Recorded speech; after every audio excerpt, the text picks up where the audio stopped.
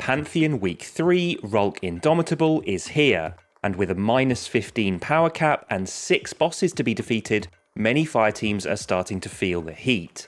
The Rhulk Encounter changes in particular bring a much tougher damage phase, so here are some tips to help you with your clear if you're still struggling.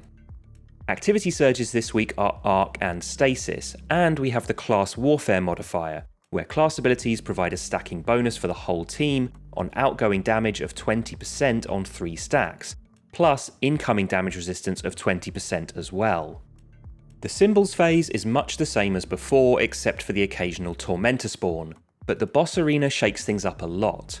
A second Shadow version of Rhulk spawns, aggroes on a single player, and walks slowly towards them. Shadow Rhulk doesn't do beams, teleports, or glaive attacks, but he can kick, and at -15 deals a ton of damage. If he gets in amongst the team, he can end the run pretty quickly. However, due to how slow he walks, one player can pull his aggro deliberately and guide him back and forth along one side of the arena quite safely, while the whole rest of the team hangs out on the opposite side doing the symbol and crit spot mechanics.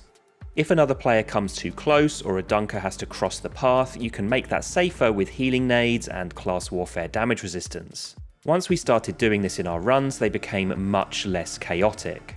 Once damage starts, the team can spread out to split the Shadow's attention, and then everyone just needs to keep an eye on him.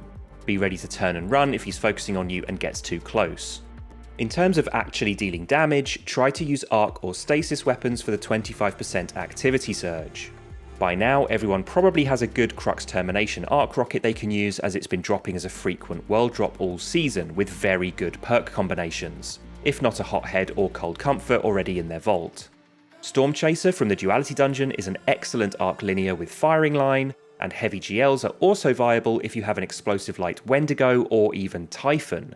I know Edge Transit is the hot new thing, but you don't really want to lose out on that 25% activity surge. Try to keep up the Class Warfare modifier during damage phase for 20% bonus damage and resistance. And make sure you have the best artifact mods on, especially if you're running a solar subclass. As the team naturally spreads out during Rhulk's damage phase due to his movement, Heart of the Flame is excellent at giving Radiant to teammates for a 25% empowering buff when you pop a solar super, as well as boosting the damage of the super itself. I'd recommend using Divinity to make it easier to hit Rhulk as well as debuff for 15%, but if you don't have Divinity or you just want to increase your overall damage by having all 6 players cooking, then Revitalizing Blast can weaken Rhulk from solar abilities too. Plus you can combine this with Ember of Torches to make allies radiant from solar melee hits as well. And finally, if you're using rockets, Argent Ordnance can provide a stacking 15% buff on top. My team mostly used Wendigo with auto-loading holster and explosive light, paired with an arc special weapon. Cloud Strike is a great sniper here, or even Techian Force with controlled burst for a fusion rifle option. I had an auto-loading firing line sniper in the vault, so used that. Unfortunately, we can't see damage numbers after clearing an encounter in Pantheon, but here are the numbers from a run where we wiped after 2 phases just short of final stand. I was running Celestial Goldie, Wendigo and Occluded Finality, and hit 4.2 million damage in 2 phases. So as you can see, by following these tips you can make this encounter safe, consistent and quick, ensuring you'll get the Platinum clear and high score. On the final damage phase, save any damage supers for final stand, and if you run out of ammo, have a good boss damage primary loadout ready to swap to. Hunters can run Lucky Pants builds, and other classes can use Final Warning. Yes, believe it or not, it's currently one of the best single target damage primary weapons in the game, and doesn't need any exotic armor to pair with it. And I'm going to be really honest here, you can also ignore all these loadout tips and just use Thunderlord. Turns out 5 Thunderlords and 1 Divinity is a very easy 2-phase.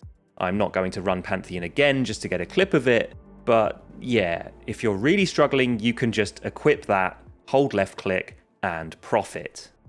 Anyway, hope this video helped, and feel free to leave any questions in the comments. I've also put links in the description to previous video guides I've made on Argent Ordnance, the Warden's Law hand cannon for Lucky Pants builds, and also a recent in-depth test video on using legendary machine guns for boss damage and which is currently the best one. Spoilers, it's not Hammerhead.